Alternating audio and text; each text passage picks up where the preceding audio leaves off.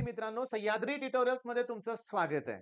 व्हिडिओच्या सुरुवातीला एक विनंती करायची आहे, रिक्वेस्ट, की हा व्हिडिओ जो आहे, हा व्हिडिओ जर एखादा पालक बघत असेल, तर त्यांना एक विनंती आहे, की तुम्ही तुमच्या मित्रांबरोबर हा व्हिडिओ नक्की शेअर करा, की ज्यांची मुलं 7वी ला, 8वी ला, 9वी ला, 10वी ला असतील. कारण काय याच्या पाठीमागचं, की युनिट कन्व्हर्जन ही एवढी इम्पोर्टंट गोष्ट आहे ना, इतकी इम्पोर्टंट गोष्ट आहे, की विचारूच नका. बरं, मग पालकांना रिक्वेस्ट काय, की मित्रांबरोबर शेअर करा. मुलांना सुद्धा रिक्वेस्ट आहे, विद्यार्थ्यांना म्हणूया आपण, की तुमच्या चांगल्या मित्रांबरोबर हा व्हिडिओ नक्की शेअर करा. खूप इम्पोर्टंट आहे. मग भले तुम्ही 7वी ला असाल, 8वी ला, 9वी ला किंवा 10वी ला. आता सांगू का तुम्हाला, मी डायरेक्टली 12th स्टँडर्डचा एक एक्सपेरिमेंट तुम्हाला सांगतो. एक्सपेरिमेंट काय करून दाखवणार नाहीये, तो एक्सप्लेन पण करणार नाहीये, पण त्यातल्या काही टर्म्स मी तुम्हाला सांगतो. असा एक एक्सपेरिमेंट आहे बरं का, की ज्या ठिकाणी अशा 2 ओपनिंग आहेत. त्याला आपण स्लिट्स म्हणूया आपण, ज्यातून लाईट पुढे जाणार आहे. ओके. आणि ह्या 2 ओपनिंग मधलं डिस्टन्स आहे ना, त्याला आपण स्मॉल डी म्हणूया, की जे मला कमीत कमी ठेवायचं. ओके. बरं, इथून लाईट पुढे येणार आहे आणि हे जो सोर्स ऑफ लाईट आहे ना, इथून डी एवढ्या डिस्टन्सवर स्क्रीन आहे. स्क्रीन म्हणजे पडदा म्हणूया आपण. मग यातून येणारी लाईट अशी इकडे येते, यातून येणारी लाईट इकडे येते. आता शब्द थोडासा अवघड वाटेल तुम्हाला, की या ठिकाणी इंटरफरन्स पॅटर्न तयार होतो. ब्राइट, डार्क, ब्राइट, डार्क असे 2 पॉइंट मिळतात. 2 नाही, भरपूर पॉइंट मिळतात. एक पॅटर्नच मिळतो. आणि डार्क टू डार्क किंवा ब्राइट टू ब्राइट जो बँड असतो ना, त्याच्यामधल्या डिस्टन्सला एक्स म्हणूया तात्पुरतं. आता एक्सचा फॉर्म्युला मी तुम्हाला सांगणार आहे, की x equals to lambda D by D. आता हे लॅम्बडा म्हणजे काय? आता जर 7वी-8वीतला मुलगा असेल, त्याला हे लॅम्बडा ऐकायला पण वेगळं वाटणार आहे बरं का. सांगतो, लॅम्बडा म्हणजे वेव्हलेंथ. ही जी लाईट इकडे जाते ना, लाईट म्हणजे एक इलेक्ट्रोमॅग्नेटिक वेव्ह असते, लक्षात घ्या. आणि वेव्ह ना, आता इलेक्ट्रोमॅग्नेटिक मध्ये 2 वेव्ह असतात बरं का. मी इथं एकच वेव्ह काढून दाखवतोय. हा वेव्हचा अप्पर पार्ट, हा लोअर पार्ट. असाच पुढे कंटिन्यू जातो बरं का. या अप्पर पार्टला ना क्रेस्ट म्हणायचं आणि लोअर पार्टला ट्रफ म्हणायचं. ओके. पण जेव्हा एक अप्पर पार्ट, एक लोअर पार्ट कंप्लीट होतो ना, एक वेव्ह कंप्लीट होते आणि हे जे डिस्टन्स आहे ते वेव्हलेंथ असते, वेव्हलेंथ. आता गंमत काय सांगू का? हे डिस्टन्स कमीत कमी पाहिजे म्हणजे ते मिलीमीटर मध्ये दिलेलं असतं. ओके. हे अंतर जास्त पाहिजे ते सेंटीमीटर मध्ये दिलेलं असतं. ओके. लॅम्बडा ही वेव्हलेंथ आहे, ती नॅनोमीटर किंवा पिकोमीटर किंवा एंगस्ट्रॉम युनिट मध्ये दिलेलं असतं. आलं का? एकाच फॉर्म्युल्यामध्ये न्यूमेरिकल मध्ये वेगळे वेगळे युनिट दिले जातात. तुम्हाला युनिट कन्व्हर्जन जमलं पाहिजे तर जमणार आहे. फॉर्म्युला आम्हाला येतोय हो, व्हॅल्यू पुट करायला पण जमतायत, पण युनिट कन्व्हर्जन जमलं पाहिजे. मग चला, आज आपण युनिट कन्व्हर्जनच्या पहिल्या लेक्चरमध्ये आपण ही पहिला क्वांटिटी घेऊया, फिजिकल टर्म घेऊया, डिस्टन्स. ओके. आणि त्याच्यानंतर लगेच घेऊया आपण डिस्प्लेसमेंट. ओके. बघा, आता मी एक्सप्लेन करतोय. लॉज ऑफ मोशन नावाचा टॉपिक 11th स्टँडर्ड मध्ये आहे. लॉज ऑफ मोशन नावाचा टॉपिक 9th स्टँडर्ड मध्ये आहे. दोन्हीमध्ये पहिल्यांदा हेच एक्सप्लेन केलं जातं. समजा हा पॉइंट ए आहे आणि हा पॉइंट बी आहे. मला ए कडून बी कडे जायचंय. मग ए आणि बी मधलं हे शॉर्टेस्ट डिस्टन्स आहे. बघा मी काय म्हणतोय, हे आहे शॉर्टेस्ट डिस्टन्स, कमीत कमी अंतर आहे बघा ना. पण शॉर्टेस्ट डिस्टन्सलाच डिस्प्लेसमेंट म्हणायचं. काय म्हणायचं आपण? डिस्प्लेसमेंट. शॉर्टेस्ट डिस्टन्स म्हणजे डिस्प्लेसमेंट. पण ऍक्च्युअली मला ए कडून बी साठी हे कमीत कमी अंतर आहे, मान्य आहे. पण रस्ता असा आहे, इकडून फिरून फिरून फिरून मग आता मी बी ला पोहोचलो. म्हणजे हा आहे ऍक्च्युअल पाथ. सांगतो, लक्षात घ्या, हा आहे ऍक्च्युअल पाथ. आणि ऍक्च्युअल पाथला आपण डिस्टन्स म्हणणार आहे. ऍक्च्युअल पाथला काय म्हणणार आहे? डिस्टन्स. म्हणजे actual path followed by a particle while going from point A to B is known as distance. आणि shortest distance between two points is known as displacement. Okay, okay.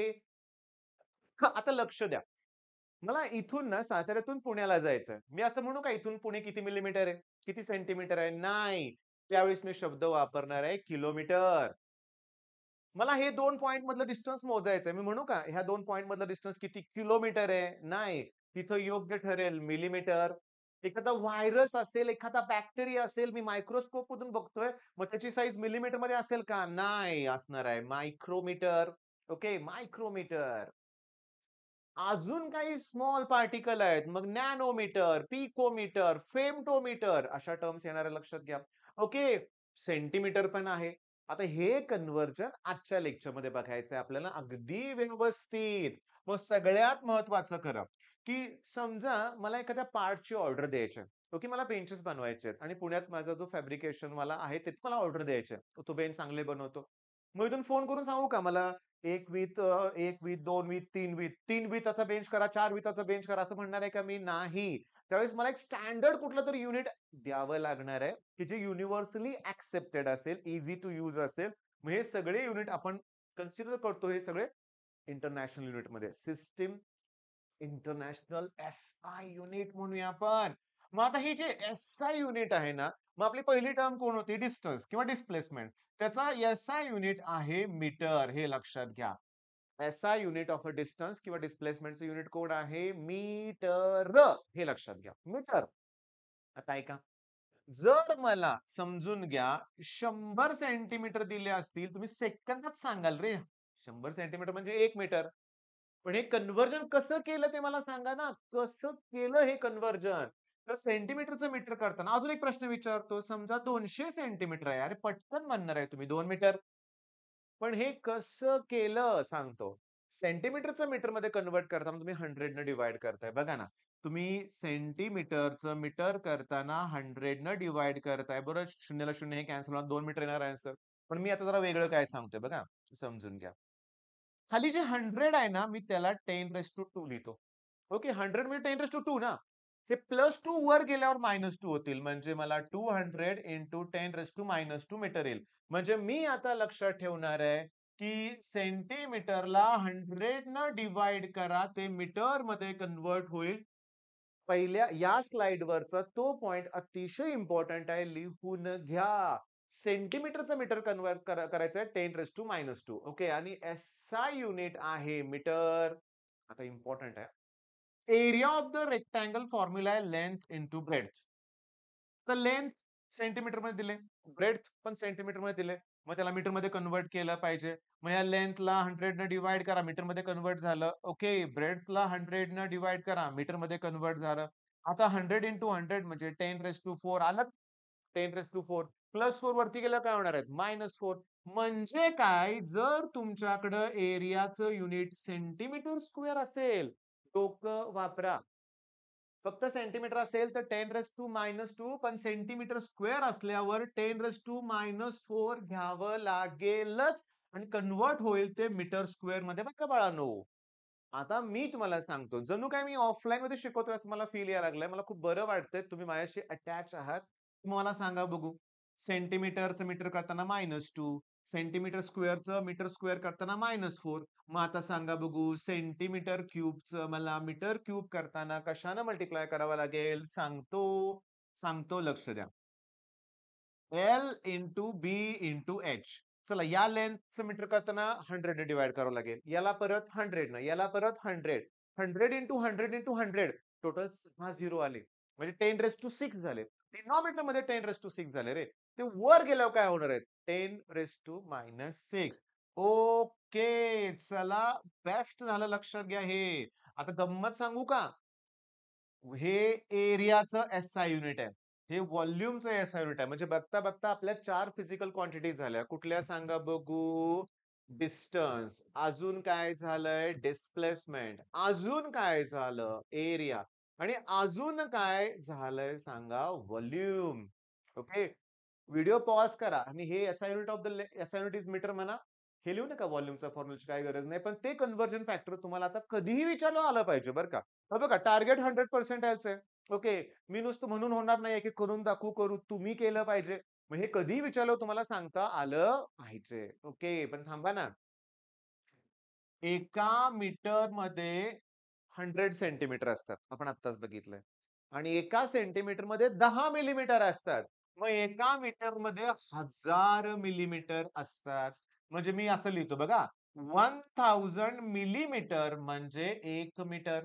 मग याचा अर्थ मिलीमीटरचं मीटर करताना 1000 न डिव्हाईड करायचंय. आता डोकं वापरा. मिलीमीटरचं मला आता मीटरमध्ये कन्व्हर्ट करायचं असेल तर 1000 न डिव्हाईड करायचंय. म्हणजे जी तुमची व्हॅल्यू असेल 1000 न डिव्हाईड करा. 1000 ओके. 10^3 मग याचा अर्थ मिलीमीटरचं मीटर करताना 10^-3 न मल्टिप्लाय करा. कन्व्हर्जन फॅक्टर मिळाला तुम्हाला. मग मिलीमीटर स्क्वेअर असतं तर -6 आलं असतं. कारण 2 वेळा 1000 डिव्हाइड करावं लागलं असतं. मिलीमीटर क्यूब आलं असतं तर -9 आलं असतं. पण मिलीमीटर स्क्वेअर, मिलीमीटर क्यूब शक्यतो नाही येत. पण मिलीमीटरचं मीटर तुम्हाला करावं लागतं. ओके. तुमच्या मिलीमीटरचं मीटरचं कन्व्हर्जन लक्षात आलंय तुम्हाला? ओके. पण थांबा ना. मी आता इथे काय लिहितोय बघा. 1 मिलीग्रॅम म्हणजे 1 इंटू 10⁻³ ग्रॅम. 1 मिली एम्पियर म्हणजे 1 इंटू 10⁻³ एम्पियर. 1 मिली व्होल्ट म्हणजे 1 इंटू 10⁻³ व्होल्ट. ओके.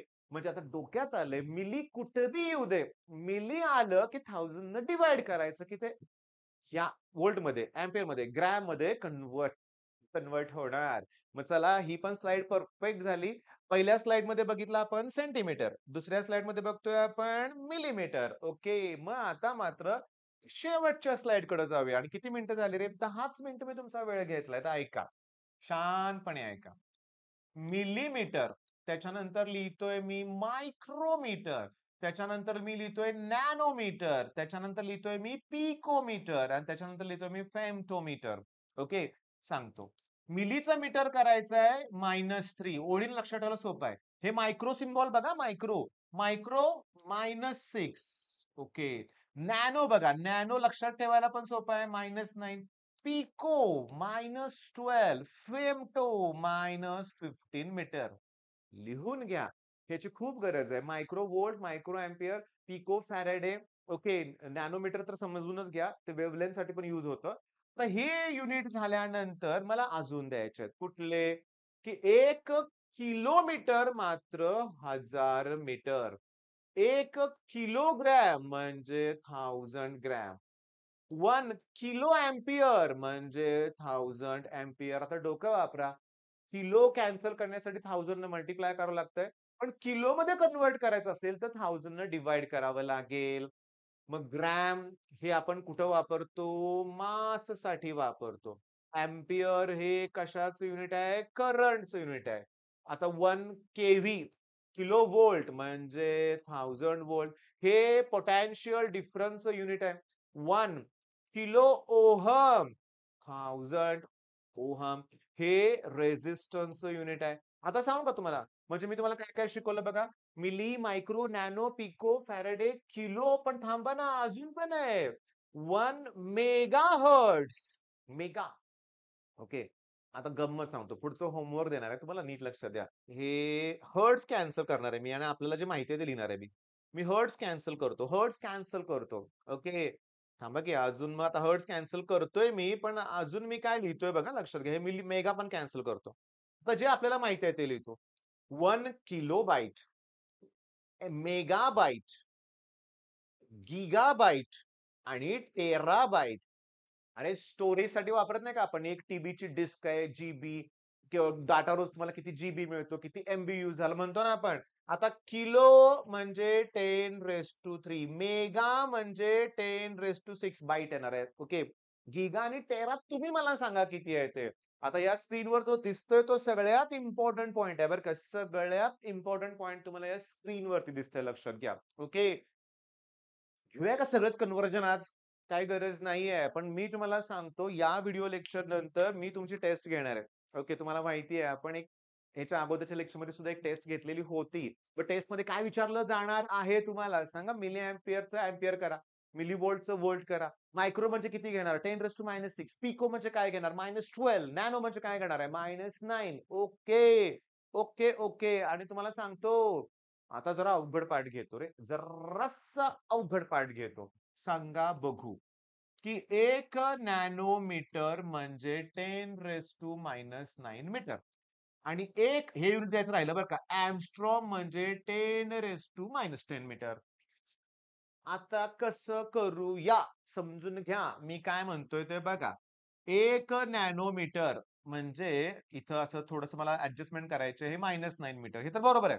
ओके.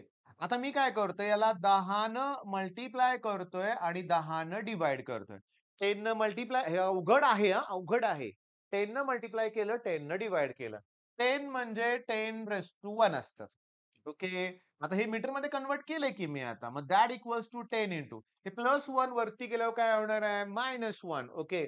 आणि -9 आणि -1 म्हणजे 10⁻⁻10 मीटर. आता डोकं वापरा. 10⁻⁻10 मीटर म्हणजेच की एंगस्ट्रॉम. म्हणजे हे 10⁻⁻10 मीटर मी लिहिलं नाही तर मी एंगस्ट्रॉम लिहू शकतो. म्हणजे मी इथं लिहिलं की 1 नॅनोमीटर म्हणजे 10 एंगस्ट्रॉम. आता मी लॉजिक वापरतोय लॉजिक. लक्ष द्या. लक्ष द्या मी काय सांगतोय ते. नॅनोमीटरचा एंगस्ट्रॉम करण्यासाठी 10 न मल्टिप्लाय केलं. डोकं वापरा. इथं मी मध्येच ॲड करून टाकतो. एंगस्ट्रॉम म्हणजे 10⁻⁻10 मीटर. याचं याच्यात कन्व्हर्ट करण्यासाठी 10 न मल्टिप्लाय केलं. इथं बघा. पण नॅनोमीटरचं पिको करताना 1000 न मल्टिप्लाय करावं लागेल. -12 आहे, -12 आहे. बघा ना, एक करून दाखवतो तुम्हाला आणि तो सीईटीत आलेला प्रश्न आहे. आता नॅनोमीटर म्हणजे 9 मीटर बरोबर आहे. तर मी याला 1000 न मल्टिप्लाय करतो.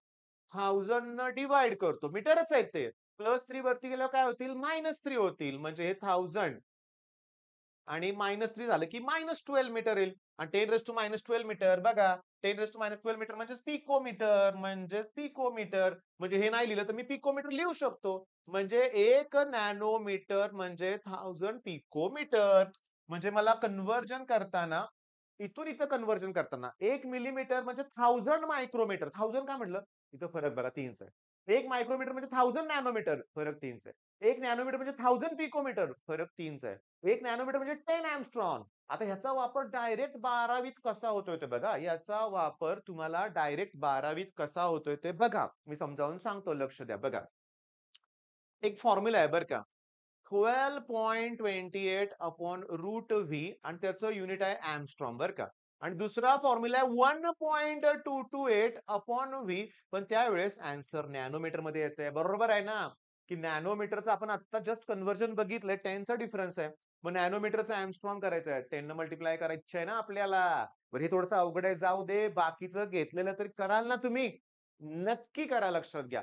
पहिला व्हिडिओ आहे. अजून सांगू तुम्हाला मास ओके. त्याच्यानंतर सांगतो व्हेलॉसिटी, एक्सेलरेशन, त्याच्यानंतर फोर्स, प्रेशर, वर्क, पॉवर सगळ्या फिजिकल क्वांटिटीचं युनिट कन्व्हर्जन तुमचं मी घेणार आहे.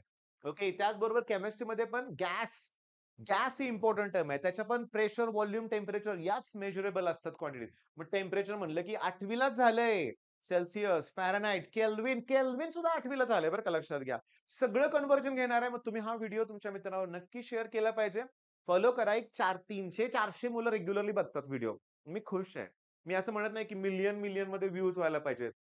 चांगल्या मुलांपर्यंत हे पोहोचलं पाहिजे ही माझी इच्छा आहे नक्कीच. कारण जो कंटेंट मी देतोय तो पण छान देणार आहे. गरजेचा आहे. इव्हन 7वी, 8वी, 9वी, 10वीतला मुलगा सुद्धा हे करू शकतोय. फाउंडेशन म्हणजे हाच प्रकार आहे, की युनिट कन्व्हर्जन जमलं की न्यूमेरिकल जमणार आहे. ठीक आहे मग. All the best.